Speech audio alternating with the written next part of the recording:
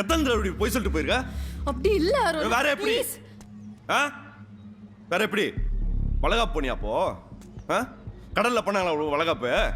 அவ இந்த வாரத்தோட ஆபீஸ விட்டு கிளம்புறா அருண். அவ ஃபேர்வெல் அந்த மயிரை சொல்லிட்டு போக வேண்டியதானே? எதுக்கு மறைச்சிட்டு போற? உன்கிட்ட சொல்லிட்டு போனா விட்டுருப்பியா? கேட்டு போயிருக்கணும். இதான் பிரச்சனை. நான் சொல்லிட்டு போனா பத்தாது, பெர்மிஷன் கேட்கணும்னு எதிர்பார்க்கறேன். அது எனக்கு செட் ஆகுது. ஏன் இல்ல புரியல எனக்கு. எங்க போறேன்னு கேட்க கூடாதா?